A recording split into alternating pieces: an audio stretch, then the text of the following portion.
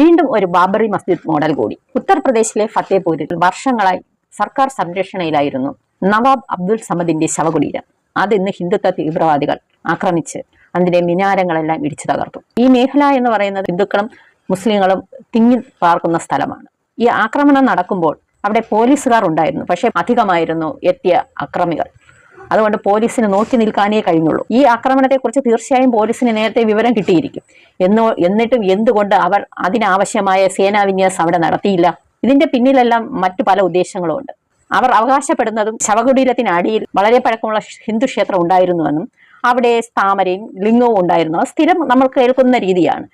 അവർക്ക് ഏത് മുസ്ലിം പള്ളിയിൽ വിളിച്ചാൽ ലിംഗം കിട്ടുക സ്വാഭാവികമാണ്. ഈ ദൃശ്യങ്ങൾ നിങ്ങൾ കണ്ടു നോക്കൂ.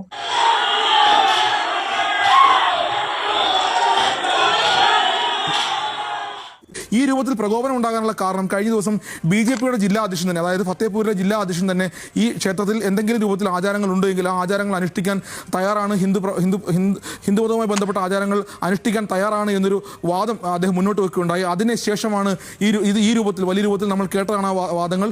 അത് ജയ് ശ്രീറാം എന്ന് വിളിച്ചുകൊണ്ട് സ്ത്രീകളും പുരുഷന്മാരും അടക്കം, അത് മാത്രമല്ല അവരുടെ കൈകളിലൊക്കെ ആയുധങ്ങൾ എന്ന തോന്നിക്കുന്ന രൂപത്തിലുള്ള വടികൾ ഉണ്ട്. ഇതുമായിട്ടാണ് ഇതിലേക്ക് കടക്കുന്നത്. ബജ്രംഗ് പ്രവർത്തകർ അവിടേക്ക് ഓടിക്കയറുന്നു. അവരുടെ കൈകളിൽ കൊടികളുണ്ട്, കാവി കൊടികളുണ്ട്, ഒപ്പം തന്നെ കൈകളിൽ വടിയുണ്ട്. അത് ഉപയോഗിച്ചുകൊണ്ട് ഈ ശവകുടീരത്തിന് മുകളിൽ കയറുന്നു, ശവകുടീരത്തിന് ഉള്ളിൽ കയറുന്നു. ഏണി വെച്ച് ശവകുടീരത്തിന് മുകളിൽ കയറി അതിന് മുകളിൽ കൊടി സ്ഥാപിക്കുകയാണ് ചെയ്തത്, കാവിക്കൊടി സ്ഥാപിക്കുകയാണ് ചെയ്തത്. പിന്നീട് ഈ ശവകുടീരത്തിൻ്റെ പല ഭാഗങ്ങളും അടിച്ചു തകർത്തു. അതിൽ മിനാരങ്ങളുണ്ട്. അതോടൊപ്പം തന്നെ ഈ ശവകുടീരത്തോട് ചേർന്നൊരു പ്രദേശം, ആ പ്രദേശം മുഴുവൻ ശവകുടീരത്തിനോട് അനുബന്ധിച്ചുള്ള ചില കെട്ടിടങ്ങളാണ്. കെട്ടിടങ്ങൾ പൂർണ്ണമായും തകർത്തിട്ടുണ്ട്. ഈ വലിയ ആൾക്കൂട്ടത്തെ നിയന്ത്രിക്കാൻ പോലീസിന് കഴിഞ്ഞില്ല. ഇനിയും വലിയ രൂപത്തിൽ സംഘർഷ സാധ്യത ഉണ്ട് എന്നുള്ളതുകൊണ്ട് ജില്ലാ മജിസ്ട്രേറ്റിന്റെ നേതൃത്വത്തിൽ വലിയ രൂപത്തിലുള്ള പോലീസ് സന്നാഹവും ഉദ്യോഗസ്ഥ സന്നാഹവും അവിടെ എത്തിയിട്ടുണ്ട്. ഇതിൽ ഏറ്റവും വലിയ പ്രത്യേകത എന്ന് പറയുന്നത് ഈ ശവകുടീരം നിരവധി വർഷങ്ങളായി സർക്കാർ സംരക്ഷിത സ്മാരകമായിട്ട് നിലനിർത്തുന്നതാണ്.